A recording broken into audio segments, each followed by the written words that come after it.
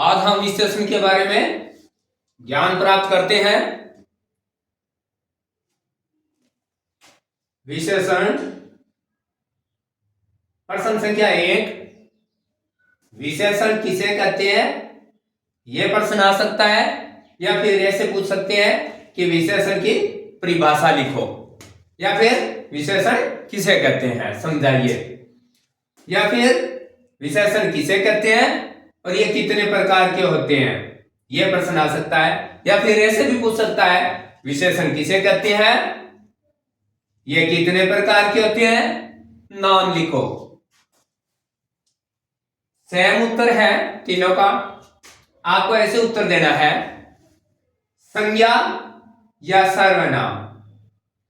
संज्ञा या सर्वनाम की विशेषता बताने वाले शब्दों को विशेषण कहते हैं।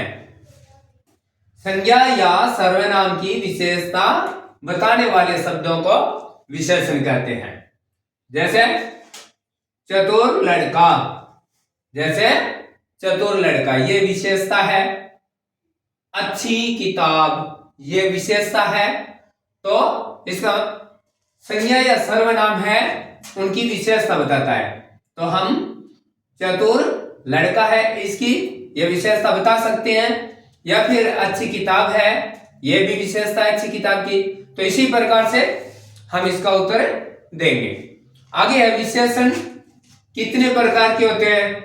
तो इसमें इतना उत्तर आप लिख दोगे कि विशेषण 6 प्रकार के होते हैं, तो आपका उत्तर एकदम राइट हो जाएगा। लेकिन इसने अगर ऐसे पूछ लिया कि इसके नाम लिखो, तो आपको साथ में नाम लिखना पड़ेगा। कैसे कि जो इनके 6 प्रकार हैं, उनके नाम ये है कि व्यक्तिवाचक विशेषण पहला, दूसरा गुणवाचक विशेषण, तीसरा संख्यावाचक विशेषण, चौथा परिमाणवाचक विशेषण, आगे प्रश्नवाचक विशेषण, इसके बाद में संकेतवाचक विशेषण। इन 6 नाम को आपको यहां लिखना है, तभी यह आपका प्रश्न पूरा माना जाएगा। प्रश्न नंबर 2 में व्यक्तिवाचक विशेषण को उदाहरण सहित समझाइए। प्रश्न दूसरे में क्या पूछा गया है कि व्यक्तिवाचक विशेषण को उदाहरण सहित समझाइए। उत्तर, यह विशेषण व्यक्तिवाचक संज्ञा से बनता है। कौन सी विशेषता है इसमें? यह विशेषण व्यक्तिवाचक संज्ञा से बनता है। जैसे बनारसी साड़ी या फिर भारतीय पराउ, इस प्रकार से इसकी यह व्यक्तियों के नाम पर विशेषता बता रहा है, संज्ञा है, वो ये सिद्ध कर रही है कि ये निश्चित रूप से कोई नाम है। जैसे बनारसी साड़ी या फिर भारतीय पराउ। आगे है प्रश्न संख्या 3। आप ऐसे उदाहरण दे सकते हैं जिससे क्या है कि आपके जो नंबर है वो ज्यादा बढ़ते रहेंगे।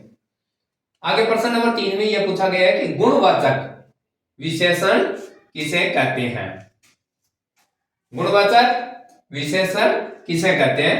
उदाहरण आप उत्तर में क्या लिखोगे कि जो विशेषण संज्ञा या फिर सर्वनाम,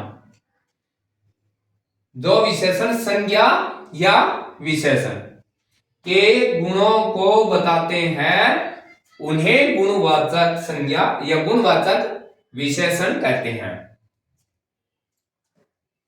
जैसे लाल शेर, सीधा साधा पुरुष, या फिर सीधा साधा आदमी, या फिर सीधा साधा जानवर, इस प्रकार से जो भी नाम हो उसका गुण बताता हो, उसका स्वभाव बता रहा है कि ये सीधा साधा है, सरल स्वभाव का है, तो वे उसके गुण की विशेषता है, ये इसकी परिभाषा है।